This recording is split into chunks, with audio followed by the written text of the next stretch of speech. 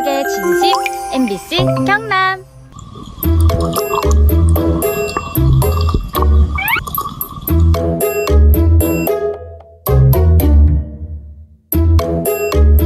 원래 심해어라 크면 클수록 깊은 바다로 가야 돼.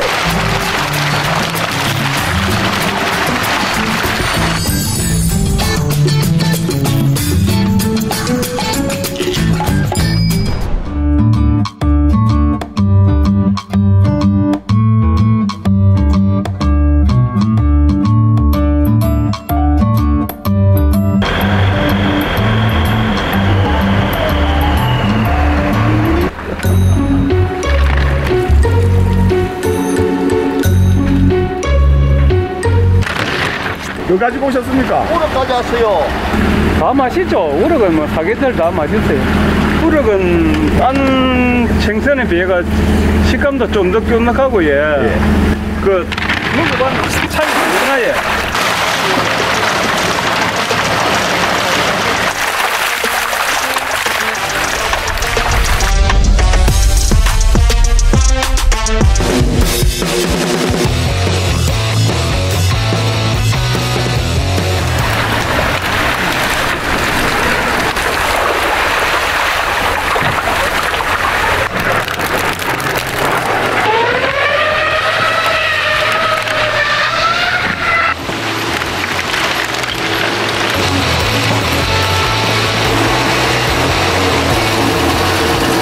이거는 지금 강원도 올라갑니다. 저 대구하고 강원도 강릉 쪽으로 다 올라갑니다. 부산도 가고 서울도 가고 전국 각지로 다 갑니다.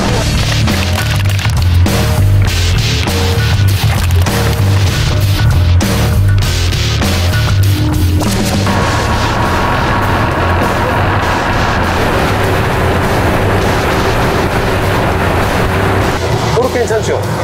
우럭 좋습니다. 일단 수심이 좀 좋으면 제일 좋아요. 수심 깊이가 좀 있어야 되고, 그리고 물 흐름이 좀 좋아야 되고. 네, 그렇습니다.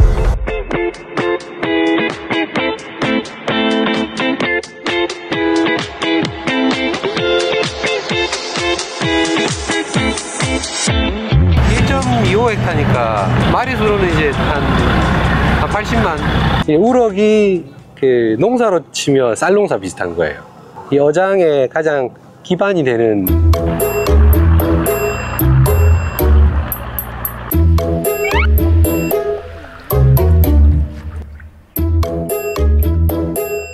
생후 1년차까지는 잡기가 정말 쉬워요. 그때까지 이제 익숙지도 않고 그래서 뜨는 데로 잡히는데 크면 클수록 내려가다 보니까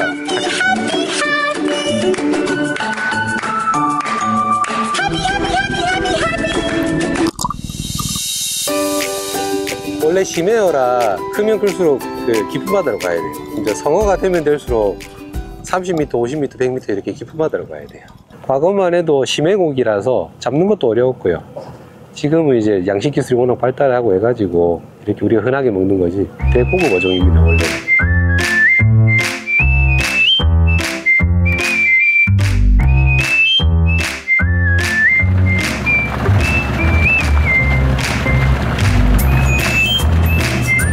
간장제, 소화제, 여기다 비타민 B, C, D, E 다 들어가고요. 그리고 뭐 어지간한 사람보다 좀 잘 먹습니다. 철분제도 들어가는 편이니까.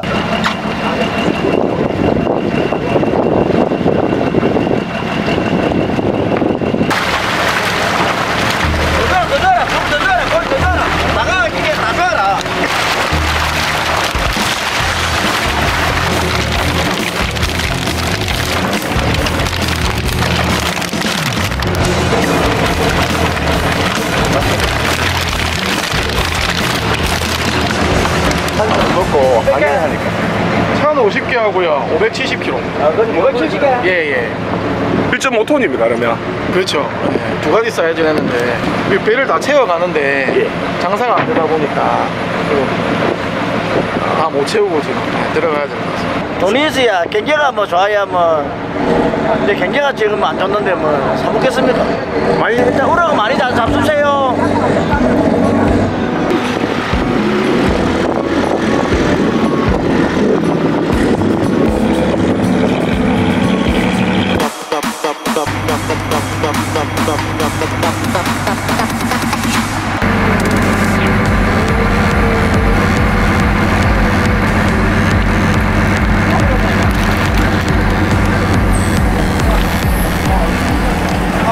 가게들마다 이제 뭐 국거리용도 있고 찌개용, 그다음에 이제 횟감 뭐 이런 걸 따라서 이제 그래서 주문이 이제 사이즈별로 조금씩 틀립니다.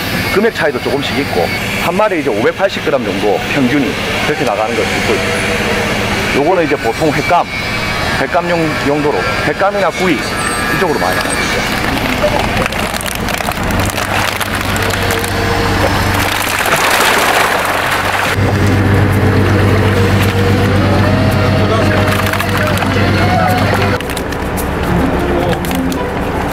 보면 육질 자체가 틀려. 실제 보면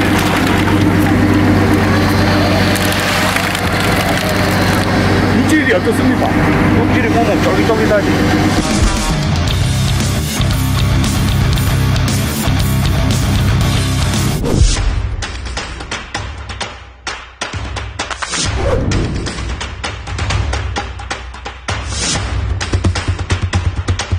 살찐 게 맛있습니다. 그러니까 살찌고 통통하고 기름기 많고. 언니야 합시다.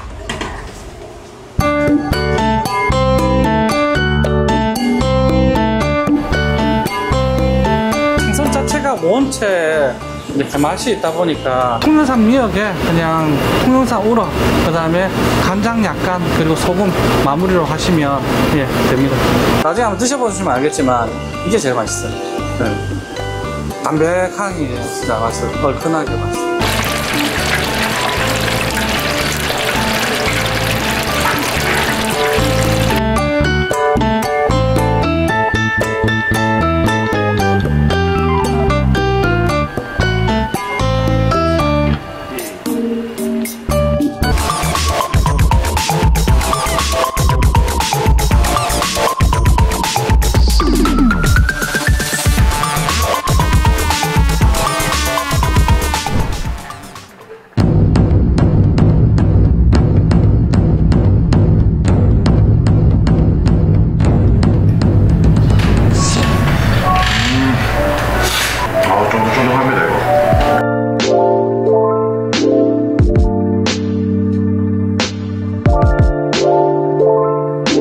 지금 뭐 느끼할 수 있지만 좀 이국적인 맛이라서 좀 특이하게 먹을 수 있는 것 같아요. 아, 이 탕수육보다 훨씬 더 맛있네요, 우럭튀김이. 통영의 우럭은 그 미국 FDA가 승인한 청정역에서 생산한 우럭입니다. 회는 쫄깃한 식감을 나타내고 매운탕은 시원한 맛을 자랑합니다. 우럭을 많이 많이 사랑해 주세요. 감사합니다.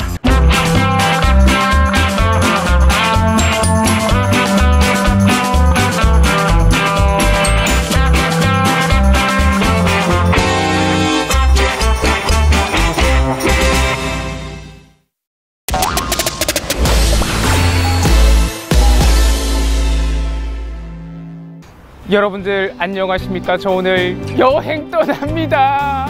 그렇다고 해서 제가 오늘 기차를 타지는 않아요. 왜냐면요, 제 눈앞에 목적지가 있기 때문입니다. 오늘의 목적지 바로 부산 원도심입니다.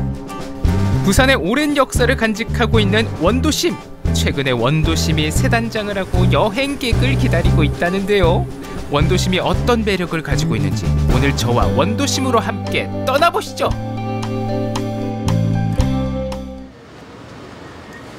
원도심 여행의 첫 코스는 바로 초량 2바구 길입니다. 부산역 맞은편부터 삼복도로 마을까지 이어지는 길인데요.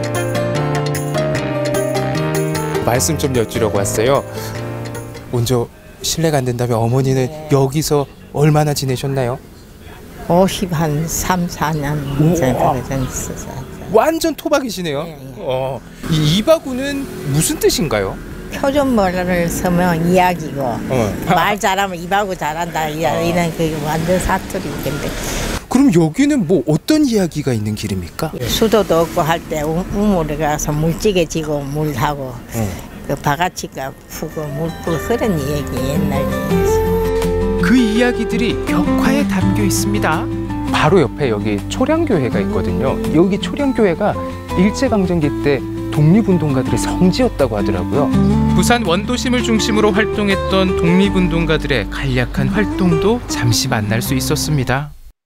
초량 2바구 길의 시그니처라고 할 수 있는 168계단이 나왔습니다. 실제로 보면 경사가 압도적인데요. 여기까지 왔는데 올라가 봐야죠. 여기가 이 우물이 있네요. 한 물동이가 20kg쯤 되니까 그걸 들고 이 계단을 오르셨다. 옛날에 그게 생활상이다. 와, 어마어마합니다. 항구에 근무하는 분들이 출퇴근할 때 이 계단을 이용했다고 하더라고요. 이야, 옛날에는 이 출퇴근이 쉽지가 않았겠는데요. 5, 3, 2, 1, 168계단 도착! 야, 여러분들 계단 타지 마시고 여러분들은 엘리베이터 타세요. 엘리베이터 정말 좋더라고요. 올해 3월부터 경사형 엘리베이터가 본격 운행됐는데요. 한 번에 12명이 이용할 수 있다고 해요. 시원한 에어컨 아래 북한과 삼복도의 아름다운 풍경도 덤으로 감상할 수 있습니다. 그리고 168계단을 중심으로 새로운 변화가 있다고 하는데요. 바로 청년 창업 공간 이바구 플랫폼입니다. 이바구 플랫폼이라는 곳인데요. 이 이바구 플랫폼은 어떤 플랫폼이고 또 어떤 역할을 하는 프로젝트인지 소개 말씀 좀 부탁드립니다. 내가 태어난 부산에서 청년들이 떠나지 않고 그리고 지역에 지금 지역 소멸로 인해서 빈집들이 상당히 많습니다. 그런 빈집들을 활용해서 본인의 삶을 꾸려나갈 수 있는 거를 이바구 플랫폼을 통해서 본다면 저는 더할 나위 없겠습니다. 이바구 플랫폼에서 꿈을 펼치고 있는 청년 대표님들 만나볼까요? 첫 번째 장소는 달콤한 향기를 따라 갔는데요. 여기서 뭘 팔길래 이렇게 맛있는 냄새가 나나요? 액막이 명태 모양의 마들렌 같이 팔고 있습니다. 여기 밑에 옛날에 부산 최초의 근대식 물류 창고인 남선창고라는 게 있었어요. 거기에 이제 전국의 명태들이 모이면서 제가 이제 명태라는 소재에 관심을 갖게 돼서 만들게 되었습니다. 그만큼 부산 사람들에게 익숙한 명태죠. 마들렌으로 탄생시키기 위해 틀도 직접 제작했다고 해요. 전국에 딱 한 곳, 이곳에서만 만날 수 있습니다. 대표님은 청년마을 만들기 프로젝트에 참여하면서 이곳에 정착했다고 하는데요. 처음에는 굿즈샵만 운영하다가 카페의 필요성을 느끼고 디저트 가게로 확장했다고 합니다. 마들렌을 먼저 먹어보겠습니다. 이게 클래식인데요. 바닐라 향이 짙고요. 고급스러운 맛이다.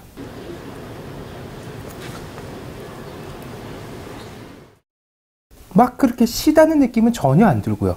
겉에 뭐가 발라져 있어요. 달아요.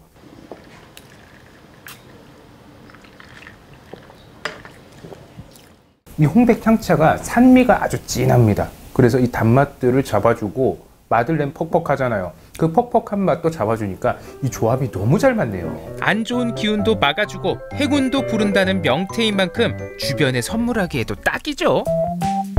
다음 찾아간 곳은 독립서점입니다. 독서로 마음의 양식도 쌓고 특별한 체험도 할 수 있다는데요. 서점에서 무슨 체험을 할까요?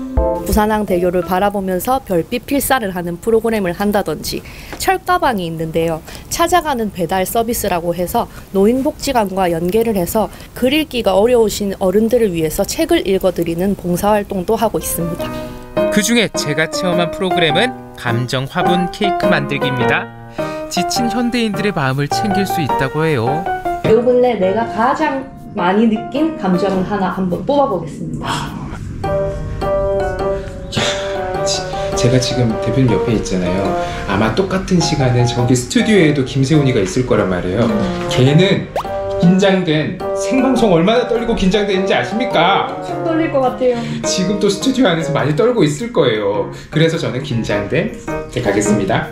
긴장된 마음을 꾹꾹 눌러 담아 볼게요. 화분에다가요? 네. 빵도 넣고 생크림도 올리고 그 위에 흙 아니고요. 초코 크런치를 뿌려줍니다. 긴장된을 꽂았습니다. 그러면 감정 화분 케이크 완성입니다. 내 마음을 챙기는 또 다른 방법, 바로 필사입니다. 걱정하는 일은 대개 일어나지 않는다. 북한 뷰 보면서 잠시나마 여유를 만끽했습니다. 168계단에 그려진 대로 길을 따라 쭉 올라가면 망향로 삼복도로 전시관이 나오는데요. 망향로 삼복도로 전시관에서는 원도심의 역사와 그 속에서 살아온 주민들의 생활상 등을 엿볼 수 있습니다. 이 삼복도로가 어쩌다가 형성이 된 곳인가요? 피란민들이 부산으로 많이 내려왔는데요. 그러면서 산 중턱에 자연스럽게 집을 짓고 살았고요. 이후에 도시가 팽창하면서 1964년에 망향로 삼복도로를 개통했습니다. 그런데 이건 뭘까요? 관람객들과 청년 예술가들이 직접 재현을 했고요. 아랫집이 천장이 윗집이 정원이 되는 유람선 구조를 띠고 있어요. 그리고 이렇게 수평적인 구조로 만들었는데 이웃들과 더불어 사는 그런 느낌을 줍니다. 그 시절 신문 기사로 당시 망향로 모습과 변천사를 볼 수 있습니다. 많은 변화 속에 아직 남아있는 것이 바로 이 86번 버스인데요. 저도 그 버스를 타고 남포동으로 이동해봤습니다. 꾸비꾸비 이어진 이 비탈길을 따라 아직도 여전히 삶의 터전을 누리고 있는 모습 참 정겹더라고요.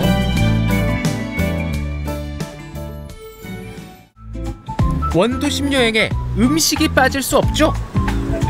원도심 여행의 마지막 종착지, 사실 저는 여기만 기다렸습니다. 매장 안에 들어서자마자 맛있는 냄새가 가득했는데요. 그런데 여기가 원래는 레스토랑이 아니었대요. 이전에는 좀 다른 모습이었다고 하던데 예전에는 어떤 모습이었나요? 1968년부터 여기가 부산시 건어물 위판장으로 상유됐습니다. 한 40여 년 동안. 그리고 2020년도에 이제 이 위판장이 떠나게 되면서 이 건물이 공실로 있었는데 그 뒤로 이제 저희가 들어와서 이제 영업을 시작하게 됐습니다. 건어물 위판장 골조는 살려두고 맛있는 음식을 만들어내는 공간으로 변했는데요. 여기는 피자, 파스타, 스테이크가 맛있다고 합니다. 실패 없는 조합이죠. 자, 드디어 이게 용두산 피자 그리고 스테이크, 상하이 파스타 3개가 다 나왔습니다. 일단 3개 중에 뭘 먼저 먹어볼까 하다가 일단 기본적으로 제가 피자를 좋아합니다. 피자부터 먹어보겠습니다. 이야, 저 치즈 늘어나는 거 보세요. 오랜만에 만난 이 신선한 치즈로 만든 피자였습니다. 한입 가득 채워지는 저 맛 너무 그립습니다. 이 채 썬 감자를 얇게 썰어서 그걸 튀겨서 올렸는데 이건 그냥 일반 감자튀김이 아니고 바삭바삭한 느낌을 주고요. 새우가 올라가 있어요. 통새우가. 가장 저는 킥포인트가 이 살짝 그슬려진 이 도우 있죠. 이 도우의 바삭함이 너무 좋습니다. 화덕에서 굽는 게 피자의 근본이죠. 이어서 남녀노소가 좋아하는 파스타를 추천받았는데요. 이름하야 상하이 파스타. 그 인기 비결은 무엇일까요? 이 파스타에서 굉장히 친숙한 어제 시켜 먹은 짬뽕 느낌이 나고요. 이 주변에 해산물을 파는 상인분들이 아직도 많으시대요. 그래서 그분들한테 직접 여기 있는 해산물을 공수해서 만드는 게 이 상하이 파스타라고 합니다. 하이라이트, 스테이크 들어갑니다. 양파로 단맛을 낸 소스를 부어주고요. 한입 앙 먹어보는데 양념 갈비인가 스테이크인가 살짝 헷갈릴 듯 하는데요. 씹는 맛이 있는 그런 스테이크입니다. 단짠단짠 스테이크와 짬뽕같이 친근한 파스타, 화덕에 구워낸 피자까지 이 행복은 분명 원도심에 있습니다. 제 뒤에 보시면 항구 있죠, 선박 있죠, 조선소 있죠. 사실 이게 진짜 부산 바다거든요. 이 부산 바다의 매력 아직 낯설게 느껴지시는 분들, 그런 분들은 원도심의 여행을 떠날 진정한 자격이 있는 분들입니다. 과거와 현재가 공존하고 그 시절 향수와 행복을 느낄 수 있는 아름다운 원도심은 여러분을 기다리고 있습니다. 코끝을 스치는 고소한 냄새, 더불어주는 훈훈한 온기가 느껴지는 이곳, 인심 가득 정 넘치는 시장입니다. 마음까지 훈훈해지는 시간, 지금 함께 느껴보시죠. MC 김과 함께하는 특별한 날, 우리 모두 출석 책. 여러분 안녕하십니까? 리포터 MC 김입니다. 자, 여러분 추억하면 뭐가 생각나세요? 맛있는 음식, 멋진 풍경, 그것도 좋지만 저는 그렇게 생각합니다. 우연치 않게 떠오르는 정겨움이라고 해야 될까? 그 정겨움이 가득한 곳, 저는 괴산의 전통시장 앞에 나와 있습니다. 이곳이 바로 그 전통시장이에요. 없는 것 빼고 다 있는 전통시장, 이른 아침부터 분주한데요. 아이고야, 여전히 시장이 살아있네요. 이제 막 40대에 들어가는 저도 어린 시절 추억을 좀 회상해보면 엄마한테 늘 이 얘기를 했던 것 같아요. 엄마, 나 저거 사줘. 저거 맛있는 것 좀 사주세요. 오늘도 바로 그 추억을 회상할 수 있는 곳이 될 것 같습니다. 괴산 5일장, 어떤 풍경일지 저와 함께 가보시죠. 시장에 활기가 가득한 이유 5일장이 열렸기 때문인데요. 그래서 그런지 어딜 가나 손님들의 발길이 끊이질 않습니다. 그중 요즘 보기 힘들다는 상점을 발견했습니다. 어딜까요? 야, 길 가다가 재면소 간판 보고 들어왔는데 면 만드는 건 맞죠? 네, 잘 오셨습니다. 저들은 만두피, 칼국수, 소면, 메밀국수, 도토리국수 이렇게 서너 가지를 하고 있습니다. 전통 방식으로 만드는데요. 저기 다른 건 안 들어가요. 소금하고 물하고 밀가루 3가지만 가지고 만드는 겁니다. 전통 방식이라고 해서 100% 수작업인 줄 알았는데 기계도 좀 활용하시네요? 그렇죠. 전통 방식이라도 기계로 반은 해야지. 옛날에도 다 이렇게 했어요. 손님은 어떻게 반응이 올지 그것도 궁금하거든요. 손님들의 반응은 어때요? 손님들 반응은 좋아요. 쫀득하고 끓여도 쉽게 퍼지지도 않고, 그러니까 맛 드셔본 분들은 오셔서 다들 그래요. 열이면 9명은 다 맛있다고 그래요. 겉보기에는 단순한 공정 같아 보여도 한 가닥의 면발에는 주인장의 손맛과 정성이 배어 있습니다. 시간을 들인 만큼 그 깊은 맛도 따라할 수 없죠. 뽑은 면발은 엉키지 않게 탈탈탈 털어 잘 풀어주고요. 그 다음 바람이 잘 통하는 곳에 걸어 건조시켜줍니다. 잘 건조된 면발을 자르고 포장하면 끝이라고 하네요. 이거 한 줄이면 사실은 1명, 2명이 배불리 먹을 수 있는 그런 양이네요. 네. 근데 어릴 때는 배고픈 시절이잖아요. 그렇죠. 그때는 그러니까 이게 그래서 이제 지나가면서 이거 있으면 따먹고 또 혼나먹고 그러면 밑에 거 주워 먹는 겁니다. 라고 또 주워가 뚝 끊어가지고 먹고 별미로 다 먹는 거죠. 옛날에는 배가 고파서 없어서 그랬지만은 지금은 이제 칼국수 같은 게 별미예요. 소문난 국수집답게 전국 각지에서 손님이 찾아올 정도로 그 맛은 이미 정평이 나 있는데요. 수고한 MC킴에게 주어진 한 그릇, 정성과 맛이 어우러진 비빔국수입니다. 비빔국수. 입맛에 맞으세요? 네. 저희 어머니가 음식 솜씨가 썩 좋은 편은 아니시고 그 중에 잘하는 몇 가지 중에 하나가 그래요? 그래도 음식이 국수집 아줌마잖아요.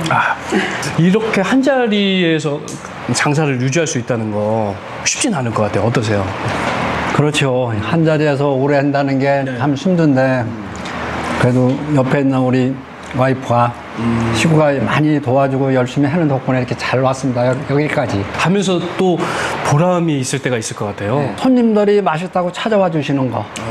객지서도 많이 오시고 지역에서도 많이 오시고 그랬는데 정말 고맙죠. 저들은. 그 힘으로 여태까지 살아오고 있습니다. 괴산까지 제가 왔는데 유명한 음식 있으면 좀 맛봐야 되지 않겠습니까? 괴산 올갱이 해장국이에요. 괴산이 유명해요? 네, 올갱이가 유명해요. 올갱이 해장국? 네. 괴산하면 올갱이 해장국이죠. 이 맛을 안 보면 괴산을 다녀왔다고 말할 수 없잖아요. 사장님, 재면소에서 추천받아서 왔는데요. 여기 메뉴가 몇 가지나 있어요? 우린 단일 메뉴예요. 아니, 얼마나 대단한 맛집이면 메뉴가 한 가지예요? 한번 드셔보세요. 구수한 된장 먼저 잘 풀어주고 향긋한 부추 아낌없이 툭툭. 여기에 오늘의 주인공 올갱이를 가득가득 담아 보글보글. 진한 국물에 깊은 풍미 가득한 이것이 바로 괴산의 올갱이 해장국입니다. 맛있겠다. 한번 먹어보겠습니다. 일단 알갱이 가득 담아서 올갱이의 국물 맛부터.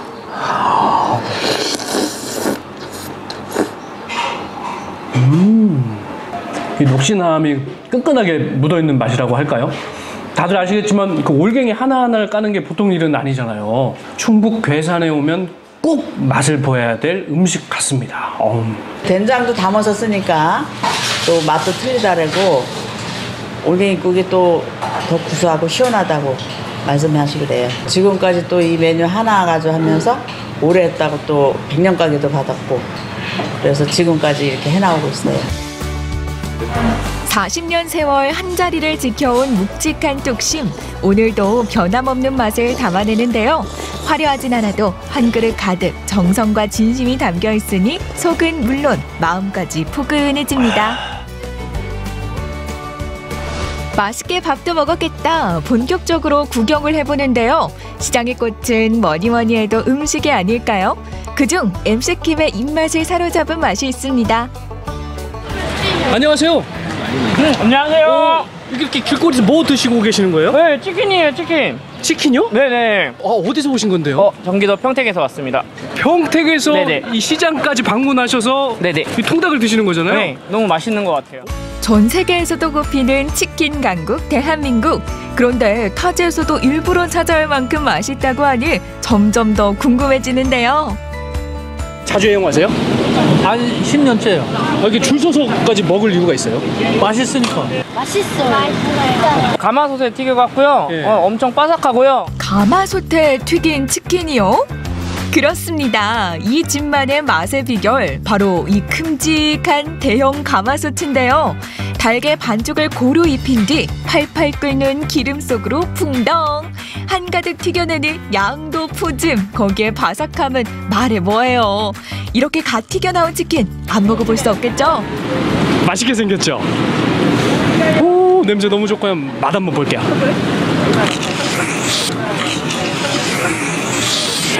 뜨거워. 염지도 잘 돼 있고요.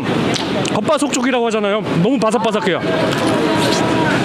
이러니까 이렇게 줄을 서는 거고, 괴산 장날에만 운영이 된다고 하니까 와 보면 꼭 맛봐야 될 거 적극 추천합니다. 정겨운 사람들, 푸짐한 인심, 그리고 잊을 수 없는 맛까지 하루쯤은 느긋하게 마음의 허기도 채울 겸 전통시장 나들이 어떠신가요? 시장 곳곳에 옛것의 정겨움이 그대로 묻어나는 현장이었던 것 같습니다. 자, 여러분도 이 정겨움을 느끼고 싶다면 바로 전통 괴산시장으로 놀러오세요. 활력 가득한 5일장이 열리는 날, 시장 구석구석에는 활기가 가득 찹니다. 장날에만 만날 수 있는 별미와 시간이 켜켜이 쌓아올려 맛을 내는 정성까지 따뜻한 인심과 맛, 추억이 있는 괴산 전통시장. 여러분도 한번 찾아보시죠.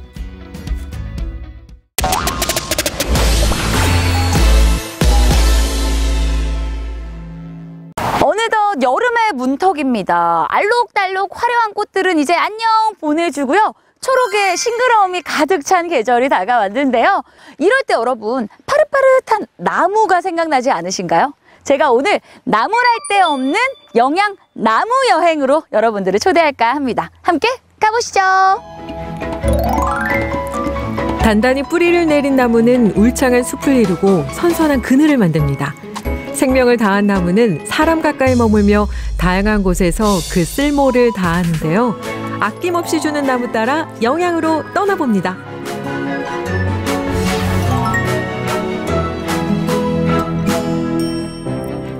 영양은 한 시대를 풍미한 걸출한 문인들이 나고 자란 문학의 고장인데요.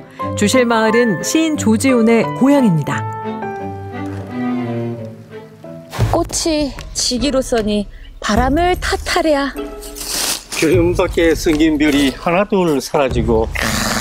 역시 우리 조지훈 시인의 고향 마을에 왔더니 시 다음 구절이 이렇게 바로 넘어오네요. 아니 그 주실마을 이름 너무 많이 들어봤는데 어떤 마을인지 소개 한번 부탁드릴게요. 조선 중종 때 김효사화, 사화의 난을 피해서 이제 편나오신 한양 조씨 일족들이 자리를 잡으면서 근 400년의 세를 이루고 있는 그런 곳이기도 합니다. 이야, 그리고 우리 조지훈 시인의 생가가 있는. 네, 그렇습니다. 마을 사방을 에워싼 깊은 산새와 담장마다 빼꼼히 고개를 내민 나무들. 고목으로 얼기설기 지어올린 한옥은 마을의 오랜 역사를 보여줍니다.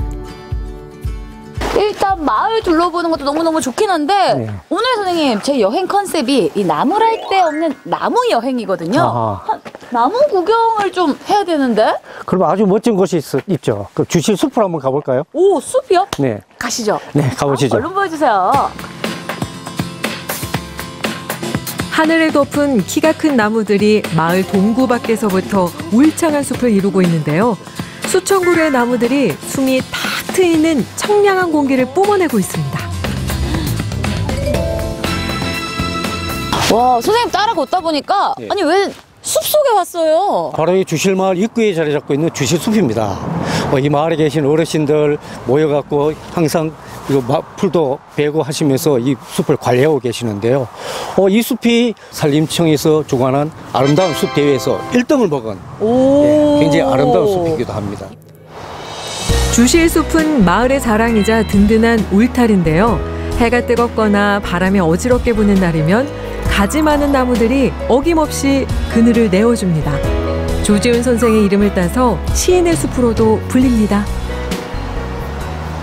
자, 선생님, 그러면 이 주시의 숲, 시인의 숲은 우리 마을 분들께 어떤 의미인가요? 아주 소중한 공간이죠.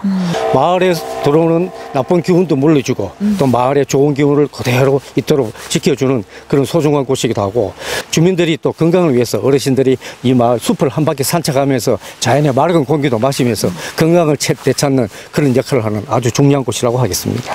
야, 그러니까요. 마을을 또 지켜주는 역할도 하면서 어르신들도 건강하게 산책할 수 있는 길까지도 이 숲 덕분에 누릴 수가 있는 거네요. 네, 그렇습니다. 나무향 따라 발걸음을 옮긴 곳은 야생화와 분재가 자라는 정원입니다.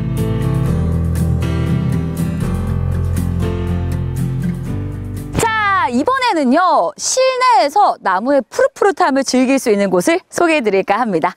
함께 가시죠. 영양 분재 야생화 테마파크. 전국에서 가장 큰 규모의 분재 전시관, 230여 점의 분재와 100여 종의 야생화를 만날 수 있습니다. 와, 선생님, 여기 들어오니까 실내인지 실외인지 구분이 안 될 만큼 막 나무들이 굉장히 많은데, 이곳 분재 야생화 테마파크는 어떤 곳인가요? 저희 전시관은 소나무 분재, 무궁화 분재, 단풍 분재를 비롯한 약 한 200여 종의 분재를 전시하고 있는 공간입니다. 사실 그냥 분재?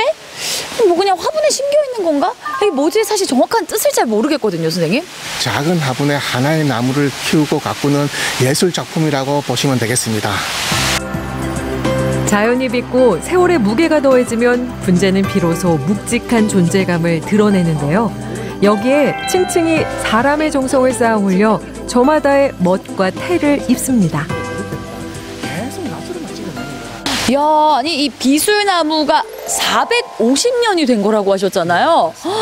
그 오래 산 나무가 이렇게 분재가 되는 거네요? 그게 바로 분재의 미래라고 생각됩니다. 봄의 새싹과 여름의 푸르름과 가을의 단풍, 겨울의 한수가 이 실내에서 1년 내내 볼 수 있다는 게 분재의 최고 큰 장점자 매력이라고 생각됩니다. 사시사철 고고한 자태로 은은한 향을 풍기는 분재. 자연과 사람이 만드는 한 그루의 예술 작품입니다. 와, 철쭉나무. 야, 이 자연이 아름다운 영양에 오시면요, 나무를 편하게 감상할 수 있는 실내 숲도 있으니까요. 나는 나무를 좋아해 하시는 분들은 봄, 여름, 가을, 겨울 언제든지 방문하셔도 너무너무 좋을 것 같아요. 나무 여행의 마지막 목적지는 흑림산 자락에 있는 영양 목재 문화 체험장입니다.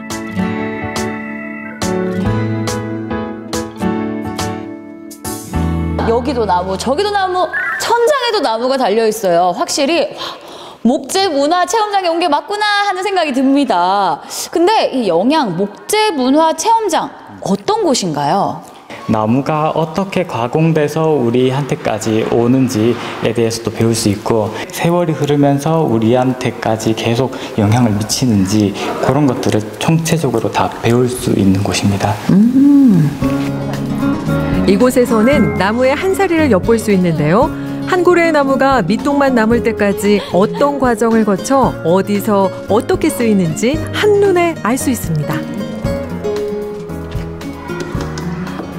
야, 선생님, 이거 진짜 나무죠? 네, 이거 진짜 나무. 와, 헉, 되게 이렇게 놓으니까 무슨 액자 속의 그림처럼 멋지네요. 그리고 우리가 오늘 목공예 체험이 또 준비되어 있거든요. 거기 하러 한번 가보실까요? 목공예 체험? 가야지. 가시죠.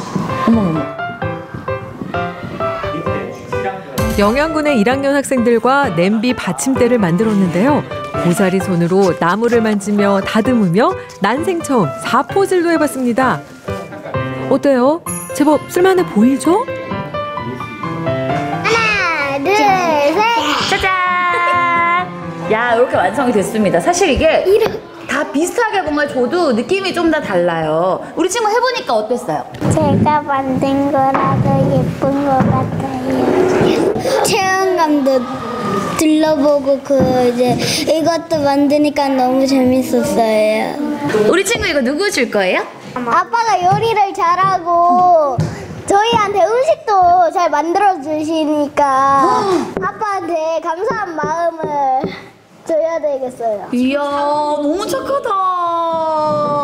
그럼 아빠한테 영상 편지.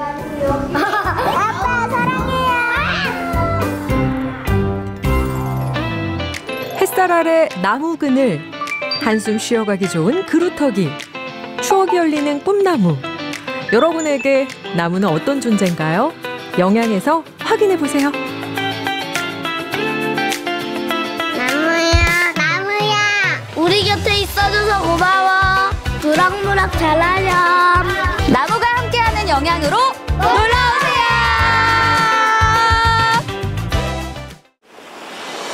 아침의 시작을 여는 해가 막 기지개를 켠 시각, 삼척의 최남단인 고포마을입니다. 이곳에 바지런한 해와 함께 아침을 여는 사람들이 있다고 하는데요. 청정한 동해바다를 품은 자연의 신비, 고포미역을 채취하는 사람들, 그들의 하루에 함께 동행해 보실까요?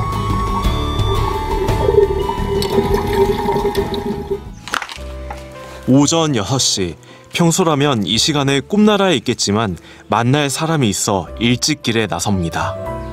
안녕하세요.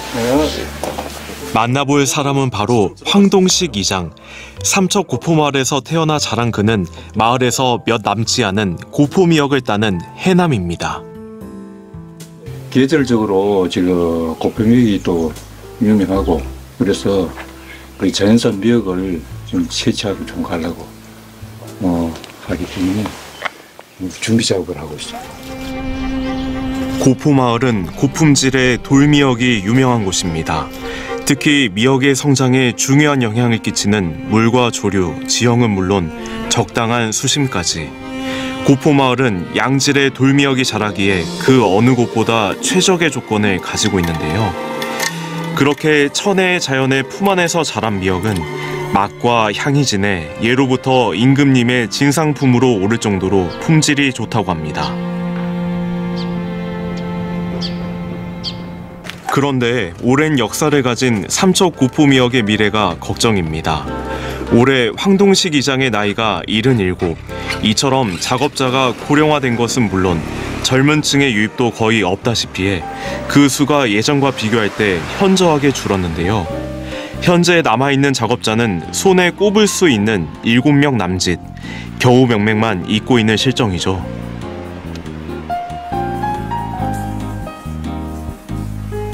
예전에는 마을 집집마다 1명 또는 2명이 미역 채취에 참여하며 공동으로 작업했을 만큼 톡톡한 마을 소두건이었다지만 그마저도 다 옛말. 현재는 미역이 바닷속에 지천으로 널려 있어도 작업자도 부족하고 다들 힘에 부쳐 예전만큼 채취하는 것도 어려운 상황입니다. 오늘 황동식 이장도 물에 들어간 지 얼마 되지 않아 무트로 나왔는데요.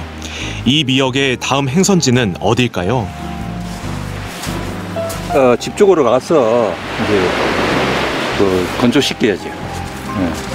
노인네들 옛날 하던 그 노하우가 있어서 가져가면 이제 노인네들이 쭉 둘러앉아가지고. 도로가 한편을 점령한 새카만 미역. 이 많은 미역은 다 어디서 채취를 한 걸까요? 고포마을은 지리적으로 삼척의 최남단이자 울진의 최북단입니다. 도로 하나를 두고 양경계로 한쪽은 경북 울진이고 다른 쪽은 강원도 삼척인 것이죠. 이 많은 미역은 다 울진 어촌계에서 작업한 겁니다. 삼척과 달리 울진 어촌계는 아직도 공동작업의 명맥을 잇고 있는 거죠. 4월과 5월 각 달에 약 7번, 2달 동안 20일 정도로 작업하는 날이 짧은데 운이 좋게 울진 어촌계 작업에 따라갈 수 있었습니다. 한 2달 동안 한 많으면 7번 정도. 바다에서 채취한 미역은 후 작업을 위해 망태에 담아 마을로 보냅니다. 이 망태 역시 묶는 방법이 정해져 있다고 하는데요. 어떻게 묶으시는 거예요? 옛날 방식으로. 옛날 방식으로. 근데 다른 방법이 있어요. 근데 이거는 내가 이제 유지하려고 옛날 렉을 유지하려고 가르치는 거예요. 처음 고포미역을 채취하던 그때처럼 고포미역의 역사와 전통을 이어가려 노력하지만 삼척처럼 울진 고포마을 역시 어려움을 겪습니다. 지금 제일 큰 문제가 이 어촌에 지금 해녀가 지금 거의 사라진 현상이 되죠. 이 문제를 지금 해결하고자 지금 우리 마을이 지금 그 센터하고 이 계약을 맺어서 이제 해녀가 뭐 거의 강원도 쪽은 거의 내가 없는 걸로 알고 있는데 그래서 지금 센터에 의존을 많이 하고 있습니다. 해녀와 해남이 고포미역을 채취하는 곳까지 가려면 배를 타고 나가야 합니다. 이곳은 울진 어촌계에서 관리하고 있는 마을 어장입니다. 오늘 작업을 위해 온 해녀와 해남은 모두 13명. 나이가 많은 해녀와 해남들은 상대적으로 수심이 낮은 2에서 3m에서 조업을 하고 울진에서 교육을 받고 온 수료생들은 상대적으로 젊어 좀 더 깊은 5에서 6m까지 잠수가 가능해 기존의 해녀 해남들과 조업 장소가 겹칠 일도 없답니다. 해녀와 해남이 채취한 미역은 그때마다 바로 배로 옮기고 배는 건조를 위해 뭇까지 수시로 왔다 갔다 하죠. 이렇게 배는 몇 번이나 왔다 갔다 할까요? 보통 13번. 근데 그러면은 저희들이 원하는 뭐 60단, 한 단이 20포기거든요. 뭐 200g에 20포기가 한 단입니다. 마을로 이동한 미역은 자연바람과 햇빛에 몸을 맡기기 전 먼저 해야 할 일이 있다는데요. 바로 미역을 다듬는 겁니다. 오랜 세월 미역을 작업해온 주민 손으로 섬세하게 이어지는 작업. 이 단계는 왜 필요한 걸까요? 이거를 안 해주면 여는 사람들이 다 일일이 잘라야 되고 옛날 어른들 하는 방식은 남자들은 잘 못 여니까 땅띠 잘라줘야 되고 부인네들은 열 수 있으니까 열고 그렇게 하는 거지. 그게 여는 것도 아무 사람이 못 열지요. 아무나 열지 못한다는 미역. 미역을 보기 좋게 여는 것도 기술이 필요하답니다. 모자라지도 많지도 않게 한 판에 6장씩 정확하게 무게를 맞추는 것이 아주 중요한 작업이라는데요. 이렇게 해야 나중에 미역을 판매할 때도 수월하다고 하죠. 작업하는 어머니들과 이야기를 나누고 있자니 궁금해지더라고요. 그런데 왜 이 작업을 연다고 하는 걸까요? 이래 여우니까 빨리 여듯이 여우니까 옛날에는 이 다이 없어가지고 모래사장개가 망설었어요. 옛날엔 진강 내놨거든요. 이거 2배 돼요. 그래 내놨어요. 지금으로부터 33년 전인 1992년 한창 미역을 수확하던 삼척 고포마을을 찍은 영상입니다. 해녀와 해남이 함께 미역을 채취하는 건 그때나 지금이나 별반 다르지 않지만 그때는 미역량이 워낙 많아 해변가의 모래사장 위에서도 길목에서도 온 마을 전체에서 미역을 말렸습니다. 완전 미역밭이었죠.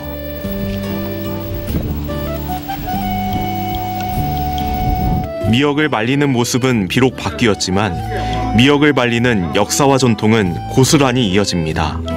하지만 작업자가 점점 고령화되고 새로운 유입이 없어 이마저도 언제까지 지속될지 알 수 없는데요. 그나마 울진 해녀 해남 양성학교에서 온 수료생 해녀 해남들의 도움이 있어 가능한 일입니다. 저희도 할 수 있는 이런 터가 있어서 퇴직하고라든지 또 이거 할 수도 있고 마을에 도움이 되니까 저희는 또 감사하고요. 아, 이걸 좀 더 보존을 우리가 시켜야겠다. 예를 들어서 뭐 다 우리가 채취를 하면 안 되고 좀 깨끗하게 더 유지해야겠다는 생각이 확실히 절실히 드는 것 같아요. 들어가 보면. 바다에 한평생을 바치고 미역과 함께 생활해온 주민들은 어떤 미래를 바랄까요? 돈 벌고 뭐 좋지요 뭐. 예. 이거 아니면 그전에는 밥도 못 먹어요. 옛날에 보를 꼬게 돼가지고. 젊은 사람이 좀 없다 보니까 그게 제일 지금 급선무고 또 이 자연산 미역을 좀 채취를 좀 해야 되는데 이걸 못 하다 보니까 그게 좀 제일 좀 아쉬운 일이.